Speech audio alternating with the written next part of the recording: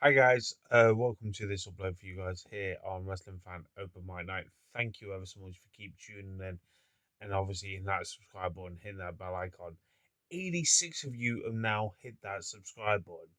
Can't thank you enough.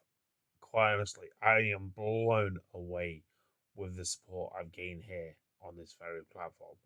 Now, I want to say this, right? I want to get this off my chest before getting to the main focus. Yes, I know it's an AEW related video, but I want to point this out. I want to really stress this.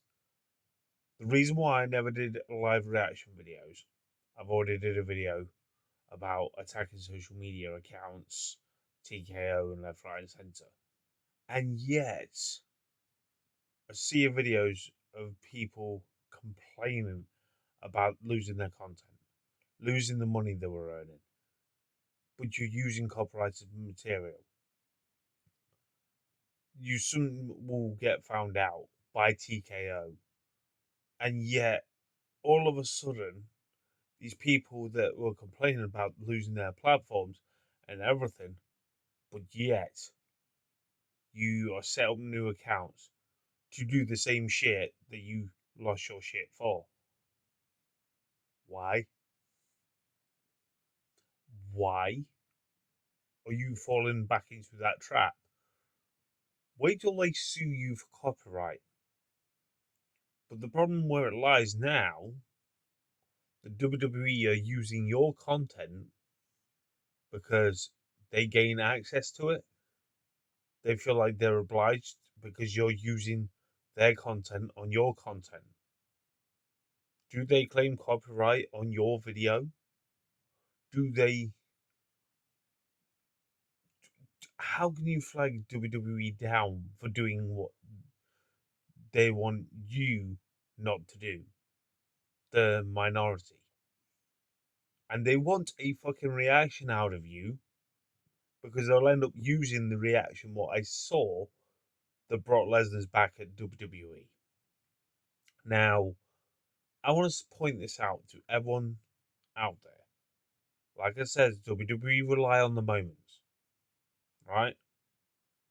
A mixed bag between Brock Lesnar being retired at WrestleMania to now returning on Raw to probably facing Obi at Clash of Italy. I want to say this: they're probably doing it because they want people to talk about them. And the problem where it lies, yeah, I'm talking about them, but you got to understand this, right? Knowing WWE and TKO, they've offered Brock Lesnar a lot more money than he was on originally, which is bad business in effect because a lot of casualties of recently, we say casualties, I don't mean like that. The people that have been released from that company, that you don't want to offer certain wrestlers money, but you want to give them a pay cut, which I've already done a video on this very channel, and yet you give Brock Lesnar for fucking stupid amount of money anyway.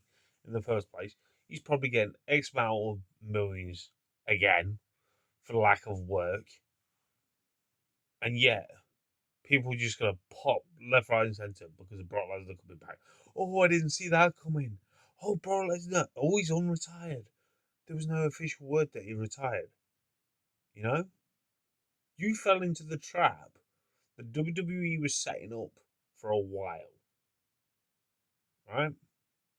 And all I can say is this, right? How the hell are you making Obi meant to be the next big thing when the old big thing came back? That doesn't make any sense whatsoever. In my book, that does not make any sense. Right? People may say open challenges are quite lazy, but if it's done right, it's done right. If it's done wrong, it's done wrong. And I'm not being funny. I'm glad I don't watch that product anymore. But I just want to get that off my chest. I'm just waiting for the sea of videos that's going to pop up on Monday Night Raw or towards Clash Italy showing where Brock Lesnar came back just to build up the feud, to build up, you know, the moments. You're literally gonna have these people that are online creators that were bitching and moaning about not that long ago, losing all their content, losing the money they once earned, etc., etc., etc. But yet you're gonna be still kissing their ass, still reacting to their product. That's why I do not do live reactions. You know, I may have done in the past, but I've learned from my mistakes. I've stopped doing them. That's why I do topic videos like what you are watching today. Right? And that's what I'm getting at. This very topic. Right? People wanted in wrestling for a while a fighting champion. Right? You were moaning about a champion that doesn't defend it that often, doesn't do it all the time. As soon as another company, such as AEW, do it, for the likes of Darby Allin, you crap all over it. Now, the thing is, when it comes to Darby Allin, he's been doing a fantastic run as of late. He's made, I want to say this, right? And I'll get this off my chest. A lot of people don't believe in Darby Allin being a believable champion because of the size, the weight, the height, everyone that he's faced. And yet, certain wrestlers was no disrespect to the females, but yet you want to back Alexa Bliss when she was the women's world champion. I think SmackDown and Raw when she went to the main roster. You believed in her as a champion. Yet she's taken on people double her size. If not, I'm not saying it in a bad light. Don't get this twisted. Or triple her size in the likes of Nia Jax to believe to face her to win the championship off her. That's an example. So, because Darby Allin's in another company that people love to crap on, I don't know why. Because quite honestly, I enjoy what they're actually doing right now. Because I've been a fan since 2019. Even though, yes, over the years, I've actually stopped watching certain wrestling companies for my own sanity. Because like I've said in many videos before, I used to watch every single wrestling company that I could get my eyes on. From NXT to Raw to SmackDown. Yeah, there's shows before you jump on the bandwagon, to the likes of TNA, to the likes of watching independent shows. That's why I don't go that often, obviously because of my work career and so on like that. But you got to understand that when I literally latch onto a wrestling company, if I like what I see, I'm not saying change your mind as professional wrestling fans to basically follow because I'm following them. You'll enjoy them, because at the end of the day, the world goes round. People think of different ways and different entities to way to entertain us in different wrestling companies. That's why some people watch AAA. AAA, I feel like, is a downfall that, yeah, fair enough, they got sold on. But did they really need to make Triple Mania 2 nights? No. Because I feel like it's ran its course in the likes of WWE, these 2 night shows, and that's me being honest. You could easily have stacked everything that was on WrestleMania as 2 nights. But anyway, I know that's going a bit off topic, but I just want to say to every one of you guys out there, right? If you want, this is the problem where it lies. That people are not realizing how old school that is. When they literally are putting, how to put it, Darby Allin is one of the household names. They've been building them up for years for this title run, and we've finally got it because he went on to climb Mount Everest. He's beaten all odds. That's the whole idea of the story, and people don't understand this. It's got that wide open chance that he could lose the title at Double or Nothing, but he's still got another title defense coming this Wednesday night. This is why I'm talking about. I haven't got time later on in the week, or may have time. It depends. That how much gas has he got left in the tank? Because he's running on empty. He basically passed out, and then people critiqued the match carried on. You know, he's one of those. I just don't get it with some wrestling fans this day and age. I really don't. But the catch is, when it comes to the crunch, is he going to lose the title at Double or Nothing? I really don't know. You know, the way they're doing this storyline is, quite honestly, I find very interesting, because I look at the bigger picture of this. Could we see MJF lose his hair? Or could we see Darby Allin lose the title? You don't know which way he's gonna. That's the thing is with AEW, they're not as predictable as you think, because that's why I love watching AEW, because they've captivated me week by week with this sort of storyline that's going off.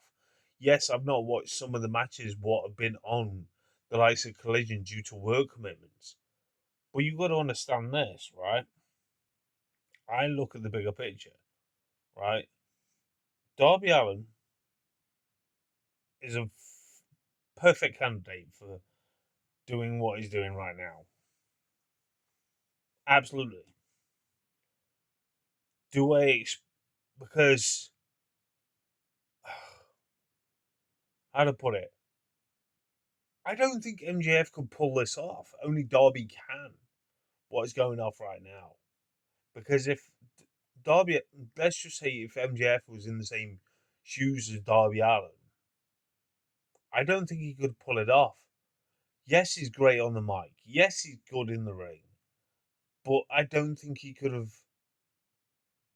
done what Darby's done, because I don't feel like, when I look at this, that Darby's had that much mic time that MJF takes up. And I feel like if MJF was doing this sort of fighting champion would say, I people will get bored of him quick. And that's me being honest. It would have made it boring. They've chosen the right person to do it. And let alone the storyline going to the likes of Double or Nothing for possibly the main event. You know? Let alone you've actually got that much of a stacked card, right? I want to say this. Canadian Stampede. I mean, Stadium Stampede, sorry. That that's interesting in itself. It's got a different entity and so on. Then you got Willow Nightingale versus Alex Windsor. Now, me personally, I'm not disrespecting Alex Windsor.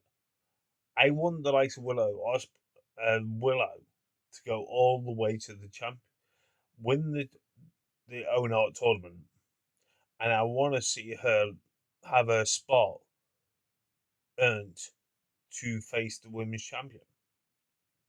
But the problem where it lies, when I've got this in my head, yes, I wouldn't mind like Alex Windsor to win it, because obviously having a couple going in to win the championship at Forbidden Door. Now the final, because if I remember rightly, they get a title shot.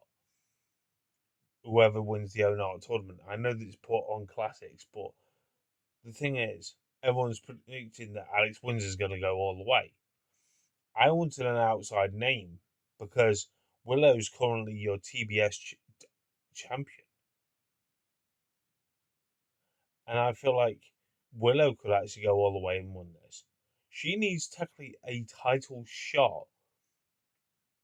I'm not saying if Tekla doesn't, how to put it, if Tekla does not lose this at the Fatal 4-Way, which I'll get to in a minute, I feel like when I look at this, I literally feel that it's so wide open. I know there's probably more matches that's going to be confirmed for Double or Nothing, but only time will tell. Then we'll look at the likes of Will Ospreay versus Samoa Joe, like I've said in the Owen Hart video. that I was hoping this would have been the final, but it's not materialized that way. But could we actually have the likes of Swerve Strickland going forward on that? At least one thing, they've gave you a reason to watch this build up instead of just doing it week by week. You've literally got some of the brackets on the pay per view, then you got some of the brackets that's going to be week by week heading into Forbidden Door. So you got a reason to watch week by week. Just this tournament alone, like I've done a video already on it, is a classic every time when they put this on. Because is it going to be Swerve Strickland versus Will Ospreay in the final of the tournament?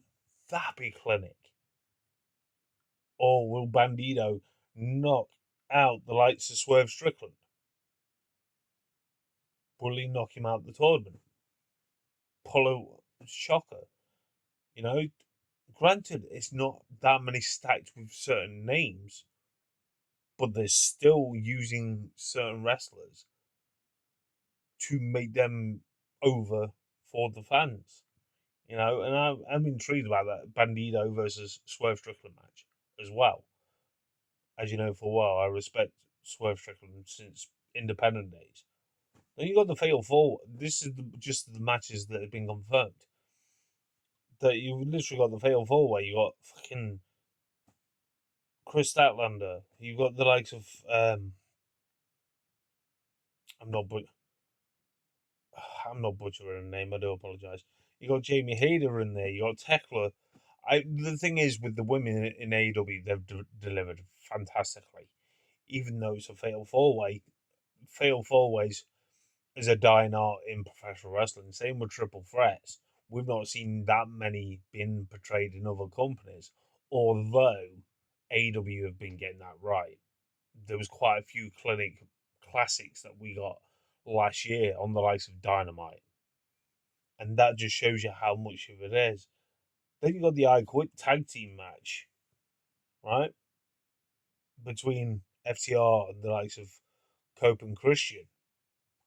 That's going to be an unbelievable match. I can't see which way that's going to go. Then you look at the likes of Tedeschi versus Okada. I love this feud from the bottom of my heart as a wrestling fan. I've loved what they've actually delivered towards this feud, and that's just like unpredictability right there, you know. And it's a clash of the egos that's going forward. And is it time that Tedeschi is going to get a title? Only time will tell. That's what I mean. I look at this fucking card so far, right? I'm not going to be obviously like I'm going to say this. I may not have time to do the full card when they're confirmed, like the likes of the buy-in matches on 0 Hour or the full card of the main card itself. But I thought I'd get this video out of the way because not in a disrespectful way, but I just want to say this just baffles me that so many people are bashing the likes of Darby Allin right now as being the champion. You just hate him for the sake of it. You got to realize this: a lot of people in the business are respecting Darby Allin what he's doing right now.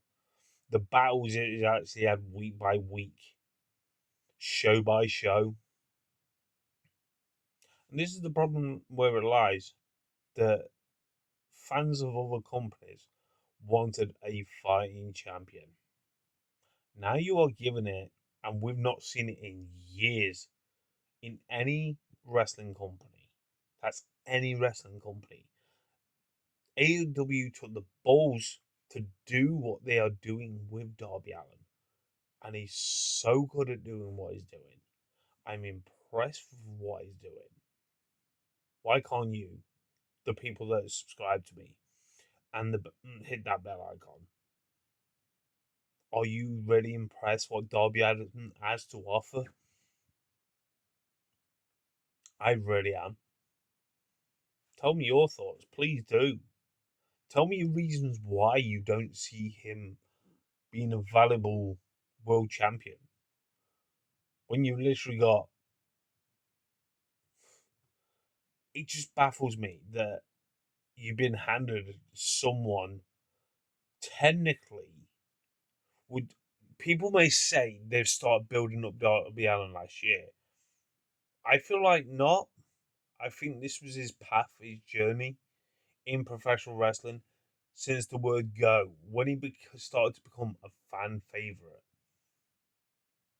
That just proves that how an inkling is. When you've literally put two of the best fan favorites that AEW's got at the moment, right? Yes, there is other fan favorites, but you got to remember this. Darby Allin's been there from day one. MJF's been there from day one. This was their plan all along. You know? It's just interesting week by week, match by match. Yeah, like I've said, I've not seen all the matches what Darby's actually had, but he's managed to defend the title perfectly. You know, he's added elements to it that you wouldn't have thought that was coming, but came to our very own eyes to literally get you gripped into it. And it's been fantastically done. There's no one better at the moment. Could have done the fighting championship storyline. But like I've said to you, with the unpredictably way AEW are doing this, could we see Darby Allin against all odds to retain his title? Or do we see him lose his title? There's so many ways you could do this. And I'm intrigued to see which way it's gonna go. Because I don't know why, but I'm thinking 50-50. You know? God, it's so good to be an AEW fan and respect what they do. And a lot of people I've noticed with online creators are now latching on to what AEW doing, and they're literally taking people's advice and they're watching it for the first time and they're seeing what I've been saying since 2019 and understanding. That's what it's all about. Understanding. But that's my thoughts anyway. Tell me yours. And I'll catch you guys in another video. And remember, you know what to do. Hit that subscribe button. Hit that bell icon. Until next time. Catch you guys later.